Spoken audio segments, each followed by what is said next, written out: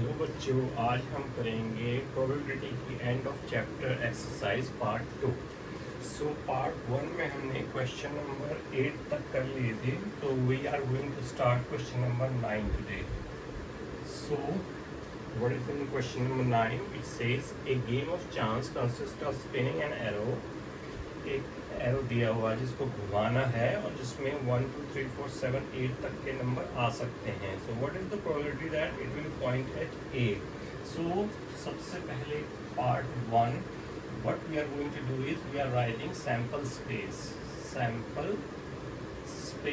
So what are the option we can get? 1 2 3 4 5 6 7 8. These are the number. If we are spinning the tool, then we can get 1 2 3 4 5 6 7 8. So now it is saying what is the probability of getting 8. So first is probability of getting 8. So out of these all event, we have only one variable, that is 8, and we have 8 events. So this is 1 by 8 is the probability of getting 8, right? The second one is, it is saying what is the probability of getting odd number. Probability of getting odd number. So we will find the odd number. So what is odd number? 1 3 5 7. That is 1 3 1 2 3 4. 4 are the odd number and total numbers are 8. So 1 by 2 is the probability of getting odd number. 1 3 5 7. Getting these number, the probability comes to 1 by 2. Now number 3 one is, what is the probability of a number greater than 2? Probability of getting number greater than 2. So which are the number greater than 2? From here all these numbers 3 4 5 6 7 8, that is 1 2 3 4 5 6. 6 number are greater than 2 and total number are 8. So 3 by 4. This is the probability of getting an odd number. In the fourth one it's saying a number less than 9. So probability of getting number less than 9.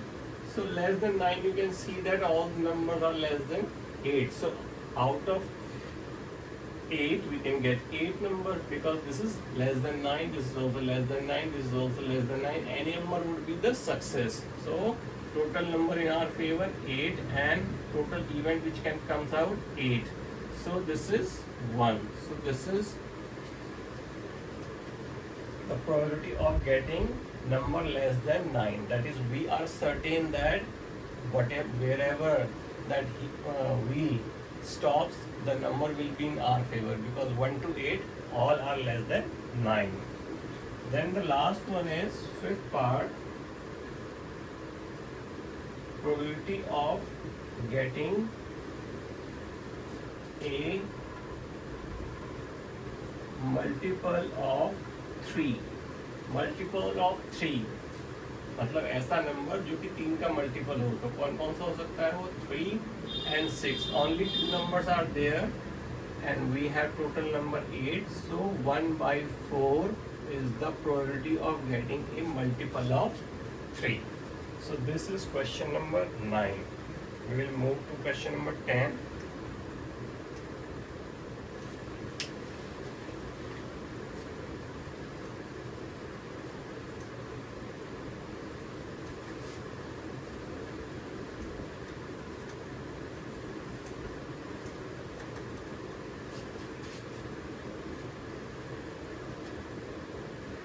Question number says a basket contains 4 red, 5 blue balls. One ball is drawn and laid aside, and a second ball is drawn. Draw a tree diagram to represent the possible outcome and the probabilities. Use the tree diagram to answer the following question. Okay, we have question number 10. It says we have two baskets. We have a basket and 4 reds, and we have 5 blue balls. 5 blue balls are there. Now it says prepare the tree. So let's start. पिछली class में भी हमने tree बनाया था, तो या तो red आएगा या आपका ब्लू आएगा, इसके बाद भी या रेड आएगा या आपका ब्लू आएगा, या तो आपका रेड आएगा या आपका ब्लू आएगा, right?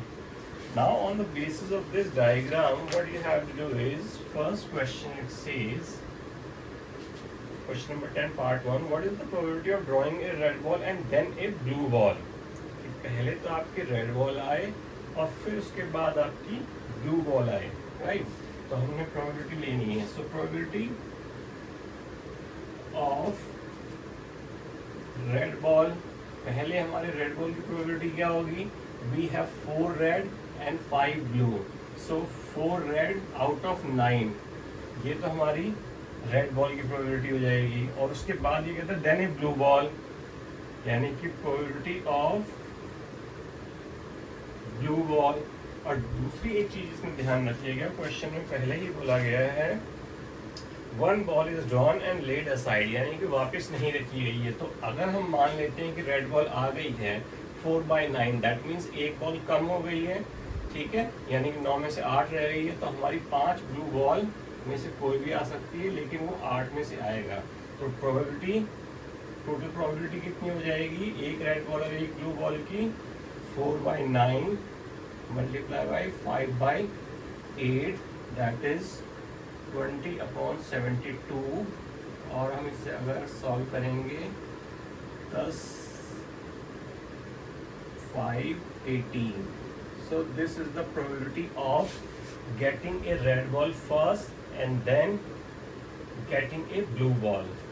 अब इसमें जो सेकंड पार्ट है, सेकंड पार्ट में ये कहता है what is the probability of drawing 2 blue balls, यानी कि दोनों की दोनों ब्लू बॉल हों. So probability of first blue ball कितनी हो जाएगी? 5 फेवर में है, टोटल में से 9. और दूसरी बार हम जब निकालेंगे that should also be A blue ball, तो एक बॉल तक कम हो जाएगी. सो probability of getting second blue ball would be 4/8. So total probability कितनी हो जाएगी? 2 ब्लू बॉल की 5/9 multiplied by 4/8 is equal to 20/72, that is 5/18 again, right?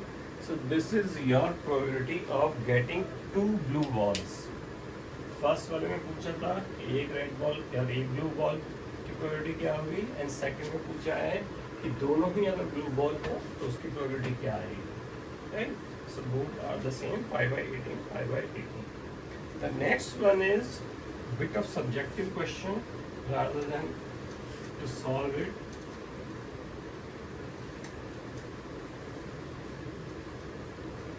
Now, just to remind you, किसी भी काम की होने की और ना होने की जो प्रोबेबिलिटी होती है, it is always between 0 to 1, हमेशा 0 और 1 के बीच में होती है, राइट? क्वेश्चन नंबर 11 कुछ इसी से रिलेटेड, कॉन्सेप्ट से रिलेटेड है. Now it says I throw a pair of 6 die, I throw a pair of 6-sided dice. Write down an event that has a probability of 0 and outcome that has a probability of 1. ये कहता है कि मैं एक दो die फेंकता हूँ, a pair of die, ठीक है? So you will have 36 option. Write down an event that has a probability of 0 outcome that has a probability of 1। तो एक ऐसा इवेंट लिखो जिसमें कि जिसकी प्रोबेबिलिटी 0 हो, या एक ऐसा आउटकम लिखिए जिसकी प्रोबेबिलिटी 1 हो। ठीक है, तो zero probability, probability of event 0 क्या हो जाएगी आपकी, कौन सी प्रोबेबिलिटी 0 हो जाएगी, गेटिंग ए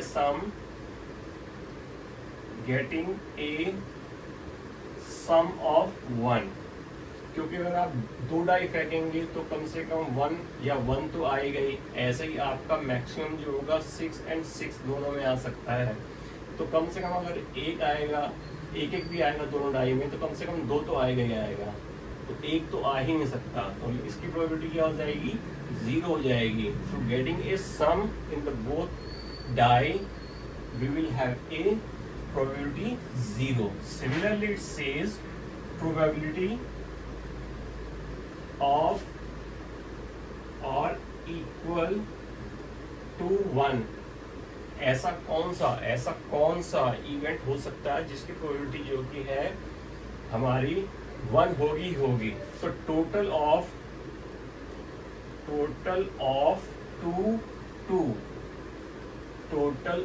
12, इसके बीच में ही आएगा, या तो डाई एक आएगा। ठीक है, तो मिनिमम कितना आ जाएगा टोटल 2, मैक्सिमम इसके बीच में ही आएगा, और मैक्सिमम कितना आ सकता है, दोनों डाई में 6 आ सकते हैं, तो मैक्सिमम 12 आ सकता है। तो इसी के बीच में कोई ना कोई इवेंट जरूर आएगा, और उसकी प्रोबेबिलिटी होने की हमारी कितनी हो जाएगी, 1 हो जाएगी। सर्टेनिटी है कि जो total of 2 dice will be either 2 और मैक्सिमम विल बी 12, राइट, 6 6 12।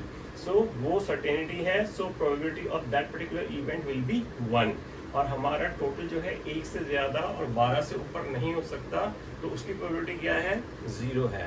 ठीक है, so this is question number 11। थोड़ा सा सब्जेक्टिव था, because whatever we have done already, that is understanding of that कि प्रोबेबिलिटी जो होती है 0 और 1 के बीच में होती है हमेशा। Now question number 12, and we have different part of this. This is one of the trickiest question throughout the chapter, question number 12. So every part of this is a bit tricky one and has a different rule. चलिए first part करते हैं। First part में it says 2 dice are rolled. What is the probability that is sum is prime number greater than 5? अब हमारा इसमें क्या है, first part ये कहता है कि probability of getting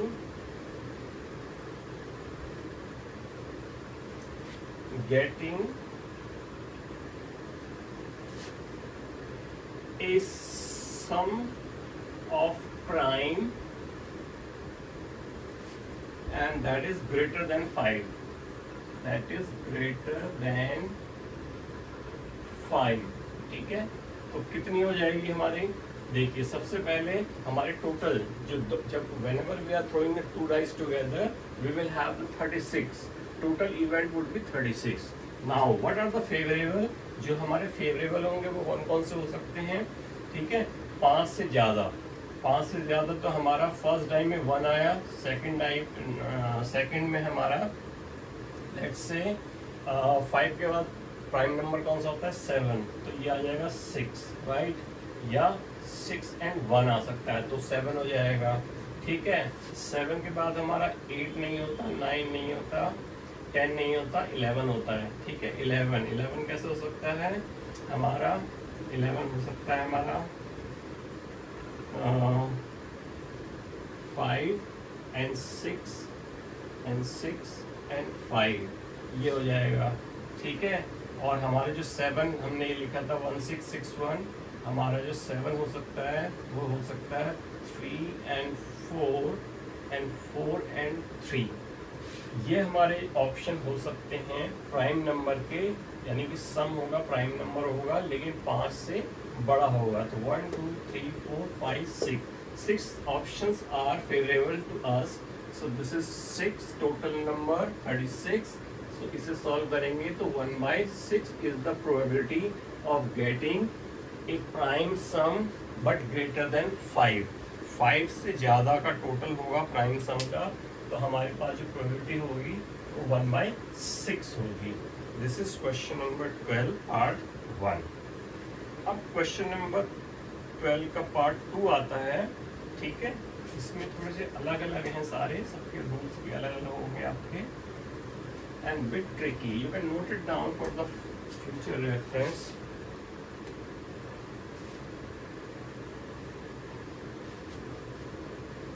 Now read the question carefully first. A bag contains 4 red, 3 green and 2 blue balls.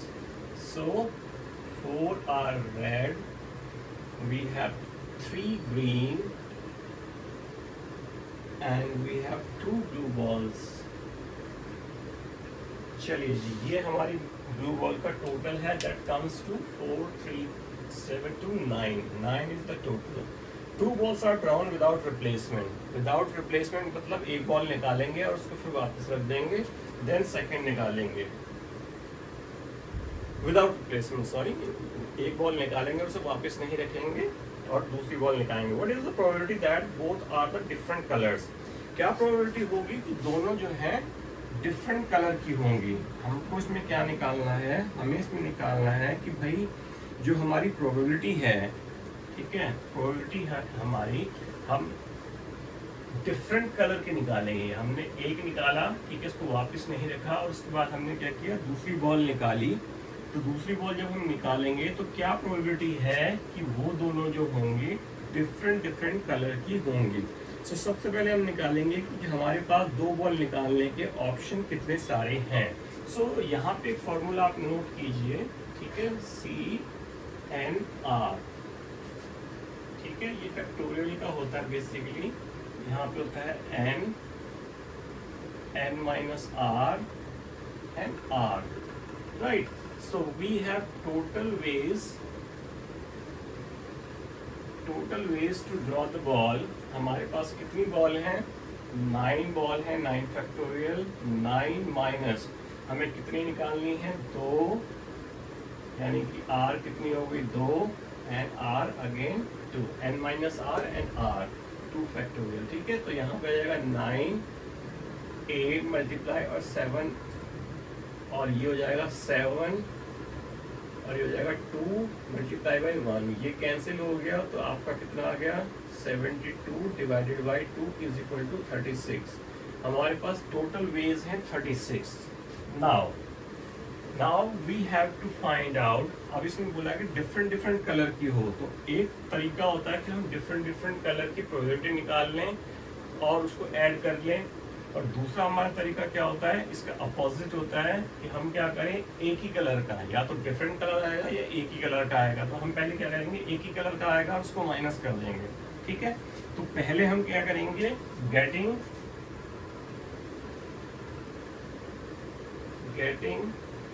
2 red balls,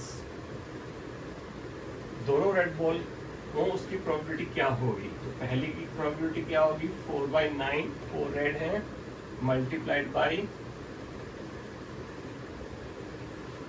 sorry, ये यहाँ पे भी यही वाला फॉर्मूला निकालेंगे हम, CNR, ठीक है। तो हमारी जो प्रोबेबिलिटी कितनी हो जाएगी? प्रोबेबिलिटी हो जाएगी 4 में से हम कितने निकालेंगे? 2 निकालेंगे, right. So 4 factorial, 4 minus 2 and this is 2 factorial, right? So 4, 3, 2 factorial and 2 is to 1, 2 cancel, तो 12 डिवाइडेड बाई 2, तो ये आ गया 6 तरीके से हम रेड बॉल निकाल सकते हैं। Similarly getting 2 green ball,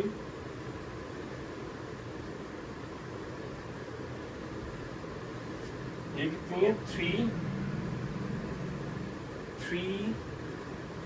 3 minus 2 हमें 2 निकालनी है, और 2 फैक्टोरियल, तो ये कितना हो जाएगा? 3:2:1, और ये 3:1 1 रह गया, तो 2:1, सो ये 2, 2, तो ये हमारे पास कितने तरीके हुए 3 and getting 2 blue balls is equal to 2 minus 2 0 and 2। तो यहाँ पे हमारा कितना हो जाएगा, एक तरीका हो जाएगा। तो टोटल वेज कितने हो जाएंगे, total ways is equal to 26 minus ये वाला और ये वाला माइनस कर दो, तो ये कितना हो जाएगा आपका 10, राइट।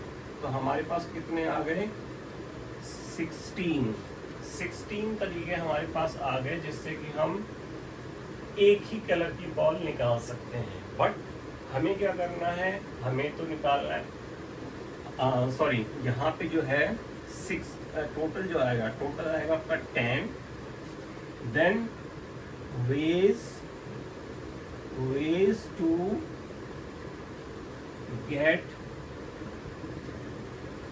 different ball, ये तो सिमिलर बॉल थी, दो एक ही कलर की बॉल के लिए डिफरेंट कलर की हो जाएंगी। 36 हमारा टोटल था, 36 माइनस 10 दैट इज आपका 26 is the number of ways how we can get the different ball हम कैसे कर सकते हैं, ठीक है। अब हमारी probability of getting 2 different balls would be 26 upon हमारे पास टोटल नंबर कितना था 36, इसको सॉल्व कर लीजिए 13 अपॉन 18, ये आपकी प्रोबेबिलिटी आ गई कि 2 आपकी अलग अलग बॉल आएंगी, ठीक है, आइदर रेड एंड ग्रीन और ब्लू और red, right. So this is how you have to do this question। थोड़ा सा ट्रिकी है पर ये क्वेश्चन आप याद रखिए। फॉर्मूला जो तरीका है कि किस प्रकार से हम 2 प्रकार के, जी 12 का पार्ट 3 हमें लिखना है पहले सैंपल स्पेस। हमने क्या किया है, तीन सिक्के एक साथ उछाले, 3 कॉइन, राइट। सो सबसे पहले हम सैंपल स्पेस लिख लेंगे HHH, HHT, HTT, PTT, THH, THT, ETH, HTH। हमेशा याद रखना जितने भी कॉइन, अगर एक कॉइन उछालेंगे तो 2 इवेंट होंगे, 2 उछालेंगे तो 4 इवेंट होंगे, 3 उछालेंगे तो 8 इवेंट होंगे। That is 2 raised to power 1, 2 raised to power 2, 2 raised to power 3, 2 raised to power 4। This is the way। Now say probability should be given probability of first head and exactly 2 heads। एक head ये तो नहीं आएगा क्योंकि इसमें 3 है, ठीक है। फर्स्ट है 2 एग्जैक्टली हैं और इसमें 2 नहीं है, इसमें 2 नहीं है, इसमें फर्स्ट नहीं है, इसमें फर्स्ट नहीं है, इसमें फर्स्ट नहीं है, इसमें फर्स्ट है और एग्जैक्टली 2 है। So we have favourable number 2 and total numbers are 8। So 1/4 is the probability of getting first head and exactly 2 heads, right? So this is your part 3, question number 12 part 3 से, ठीक है। तो कितने प्रकार से हम बना सकते हैं, 4 multiply by 3 multiply by 2 multiply by 1 24, 24 ways। We have 24 ways to make that number। Now the condition is, condition क्या होनी चाहिए हमारे पास, number should be even, number should be even, so it should end either at 2 और 4, या तो 2 पे खत्म होगा या 4 पे खत्म होगा अगर इवन नंबर है तो, ठीक है। तो if ends at 2, देन हमारे पास कितने ऑप्शन बच जाते हैं? 3:2:1, 6 तरीके हमारे पास बच जाते हैं। Similarly if number ends at 4, तो कितने तरीके बच जाते हैं? 3:2:1 is equal to 6। So total ways to make number ending 2 and 4 is equal to 6 plus 6 is equal to 12। 12 तरीके आपके पास बन जाते हैं, ठीक है। सो प्रोबेबिलिटी क्या हो जाती है आपकी? Probability of making even number is equal to, आपके पास कितने तरीके हैं? 12 तरीके हैं। और टोटल कितने तरीके हैं नंबर बनाने के? 24 तरीके हैं। सो 1/2 is the probability of making the number, but the number should be even, ठीक है। तो आपकी जो टोटल प्रोबेबिलिटी है इवन नंबर बनाने की, वो आपकी 1/2 है, यानी कि हाफ है, 50%।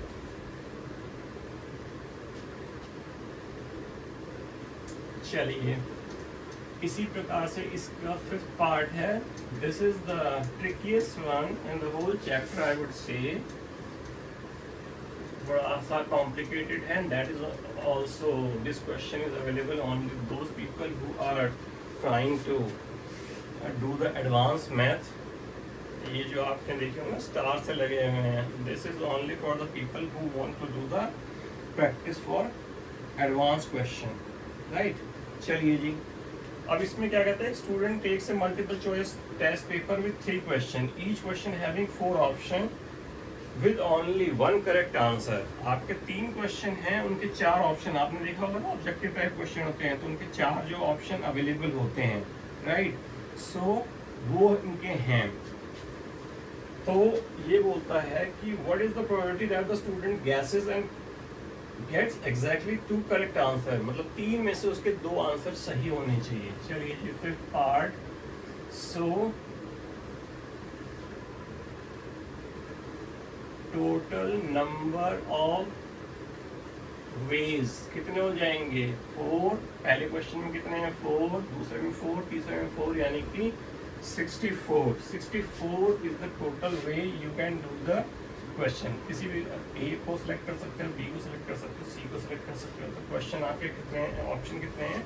64। 64 इज द ऑप्शन। अब इसमें क्या है? Probability of getting the correct answer, probability of getting exactly 2 correct answer. इसके लिए आप एक फॉर्मूला लिखिए, n/k, ठीक है, p⁻k and q⁻n-k।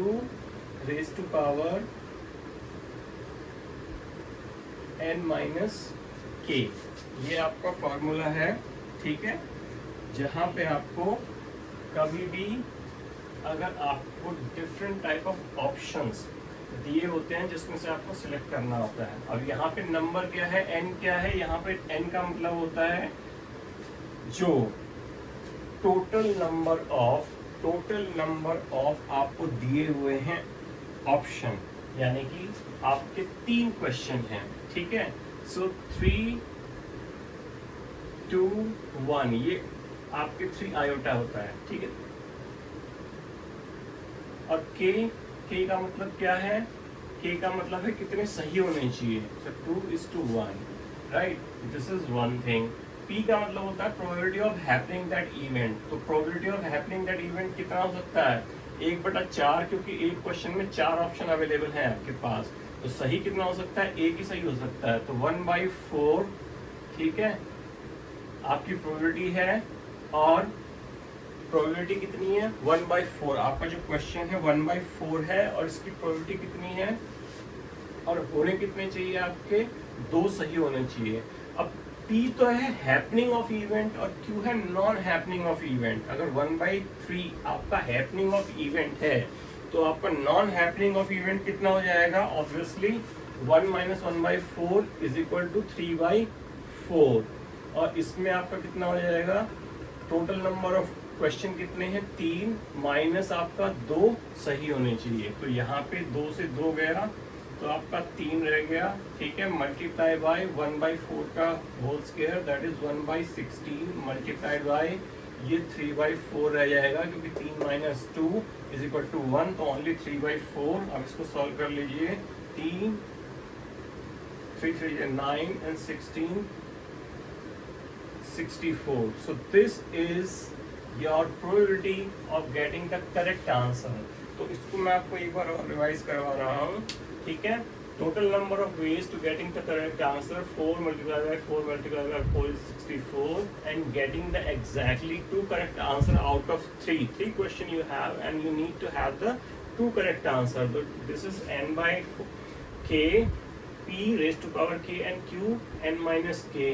n by k, n means the total number of question you have, that is 3 3 2 1 and divided by k 2:1। 2 correct question होने चाहिए, ठीक है। और p मतलब probability of solving this question that is 1/4 because 1 answer is correct and 3 rest of 3 are wrong. So 1/4 कम से कम आपके 2 सही होने चाहिए and 3/4 that is non happening of event, यानी कि 3 क्वेश्चन आपके गलत होंगे। तो 3/4 3 - 2 right, out of 3 2 would be should be correct. इसको सॉल्व किया तो हमारा 9/64 टोटल प्रोबेबिलिटी आ गई है। थोड़ा सा आपका डिफरेंट क्वेश्चन है जो थोड़ा सा एडवांस क्लासेस में यूज होता है, and that question has been marked by star and that means the student who are looking for advance test they should practice this question. चलिए, this is the way how the things are. अब करेंगे question number 13।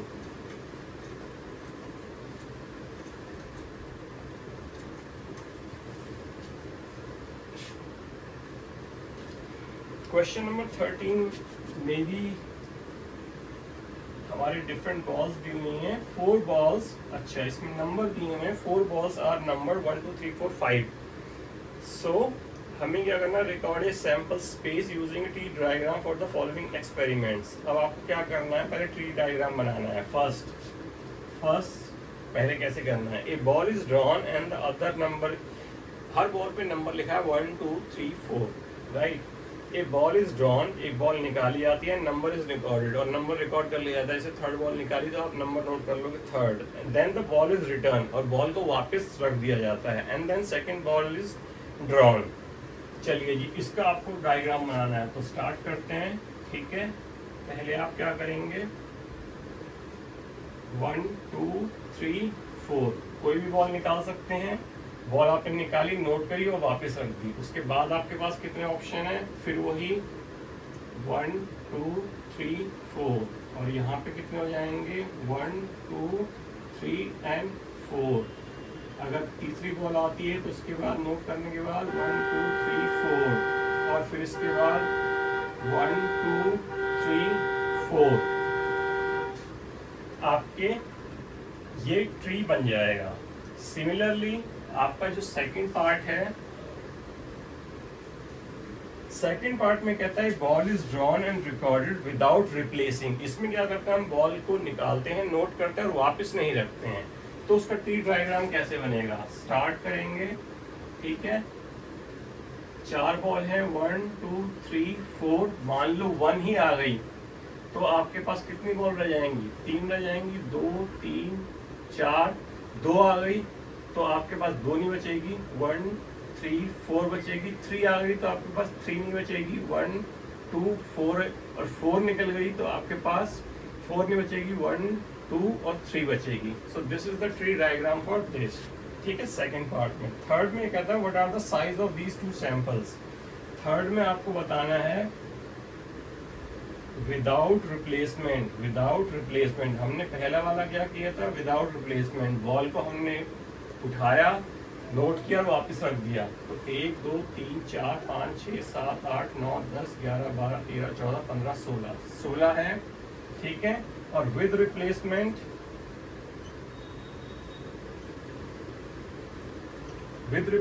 जब हमने ball को लिया और वापस नहीं रखा तो हमारे ये हैं 1 2 3 4 5 6 7 8 9 10 11 12। तो विद रिप्लेसमेंट हमारे, with replacement and without replacement, sorry ये आपका विद रिप्लेसमेंट है। विद रिप्लेसमेंट आपके 16 हैं, यहाँ पे हम रिप्लेस कर रहे हैं। एंड विदाउट रिप्लेसमेंट, ये विदाउट रिप्लेसमेंट है, यहाँ पे आपके 12 हैं और यहाँ पे आपके 16 हैं। यहाँ हमने रिप्लेस किया है और यहाँ हमने रिप्लेस नहीं किया है, ठीक है। ये आपका क्वेश्चन नंबर 13 है, बिट इजी, पर इसको भी स्टार मार्क किया हुआ है। Now list of elements of a sample space for simultaneously tossing a coin and drawing a card for the set of 6 card number 1 through 6। ये हमने क्वेश्चन पहले भी किया है किसी एक्सरसाइज में। इसमें हम क्या कर रहे हैं, हम कार्ड है, कार्ड में आपने मार्क किया हुआ है 1 2 3 4 5 6। List the element of sample space for simultaneously tossing a coin and drawing a card। Drawing a card, card में 1 2 3 4 5 6 लिखा हुआ है और एक सिक्का भी उछाल रहे हैं। क्वेश्चन नंबर 14 में तो उसका सैंपल स्पेस आपको लिखना है। तो सैंपल स्पेस क्या हो जाएगा आपका, या तो हेड आएगा 1 के साथ, हेड आएगा 2 के साथ, हेड आएगा 3 के साथ, हेड आएगा 4 के साथ, हेड आएगा 5 के साथ, हेड आएगा 6 के साथ। या आपका टेल आ सकता है, टेल आएगा 1 के साथ, टेल आएगा 2 के साथ, टेल आएगा 3 के साथ, टेल आएगा 4 के साथ, टेल आएगा 5 के साथ, टेल आएगा 6 के साथ। तो this is the sample space. If somebody ask total number 1 2 3 4 5 6, यानी कि आपके 12 टोटल है सैंपल स्पेस में। It is also bit easy. Question number 15 में 3 कॉइन्स आर टॉस, 3 कॉइन हमने उछाले एक साथ। The number of head is recorded, और आपने हेड को रिकॉर्ड कर लिया। Which of the following list is the sample space for the experiment? Why do the other list fail to qualify a sample space? हम इसका पहले answer नहीं देखते हैं, ठीक है, जो ही बोल रहा है पहले हम इसका सॉल्यूशन बनाते हैं, सैंपल स्पेस बनाते हैं, ठीक है। फिर आप अपने आप ही आप देख लेंगे कौन सा इसका आंसर होना चाहिए। क्वेश्चन नंबर 15 है, क्वेश्चन नंबर 15, ठीक है। एक हेड आपने उछाला तो सैंपल स्पेस उसका क्या बनेगा, आपने 3 कॉइन एक साथ उछाले, 3 कॉइन उछाले एक साथ, तो हेड क्या हो सकता है, या तो आपका हेड 0 आएगा, तीनों में किसी में भी हेड नहीं आया, तीनों में टेल आ गया, ठीक है। 3 में से 1 में आ सकता है, 2 में हेड आ गया, ठीक है, 2 में टेल आ गया, ठीक है, 2 में हेड आ सकता है, बाकी में टेल आ गया, या तीनों में हेड आ सकता है, ये भी, यानी कि 0 से लेके एक्सट्रीम तक की पोजीशन हो सकती है। यानी कि फर्स्ट को उछाला, पहले तीनों को उछाला तो तीनों में से किसी में भी हेड नहीं आया, फिर उछाला तीनों को, 1 में आया, 2 में नहीं आया, फिर उछाला तो हमने क्या किया, हो सकता है 2 में आ गया, ठीक है, या हो सकता है तीनों के तीनों में ही आ जाए। तो ये कहता है कि इसमें से कौन सा जो है जो सैंपल स्पेस को बताता है, तो the answer is 4th one. If you see 4th one is the correct one. It can be 0 head, it can be 1 head, it can be 2 head, it can be 3 head all together, right. So the 15th question is part 4th is the answer, right. अब आपका एक question है, question number 16, ये थोड़ा आपका mathematics से related है। Now it says, आपको एक जैसा कि आपको डायग्राम दिख रहा होगा, इसमें दिया हुआ है एक रेक्टेंगल दिया हुआ है, ठीक है, एक रेक्टेंगल आपका दिया हुआ है ऐसे करके, ये कुछ रेक्टेंगल दिया हुआ है और इसका 3 मीटर एंड 2 मीटर लेंथ और ब्रेड्थ है। इसके बीच में एक सर्कल बनाया हुआ है ऐसे। अब वो कहता है कि एक डाई तुम फेंकते हो ऐसे, वो डाई इसके बीच में यहीं कहीं गिरनी चाहिए, ठीक है, यहीं कहीं गिरनी चाहिए, उसकी प्रोबेबिलिटी क्या है। अब जब हम डाई डालेंगे तो इतने ही एरिया में आनी चाहिए, इतने ही एरिया में आनी चाहिए, इससे बाहर नहीं आनी चाहिए, यानी कि ये हमारा फेवरेबल है और बाकी का जो टोटल एरिया है वो हमारे टोटल जो नीचे आते हैं, ठीक है, total option available and favourable option.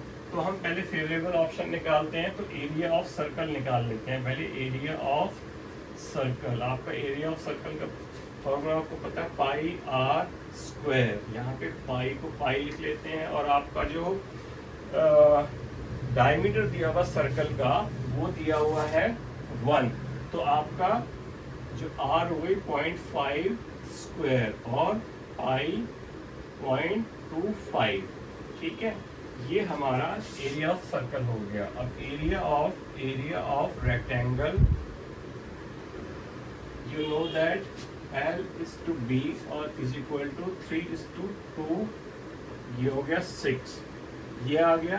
अब probability of getting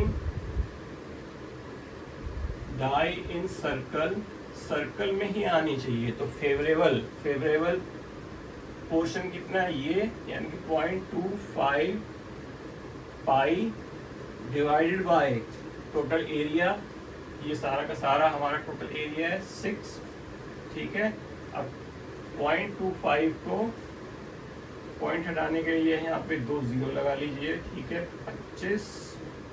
50 pi upon 24, pi upon 24 is the answer. या आप इसको सॉल्व भी कर सकते हैं, 22/7 डिवाइडेड बाई 24, 13 पॉइंट समथिंग कुछ इसका आंसर आ जाएगा। तो pi upon 24 is the answer और the probability of getting the die into the circle which has been given over here. So this is how your probability gets over. If you have any question, you can mention in the comment box, then I will definitely try to answer you. Thank you very much.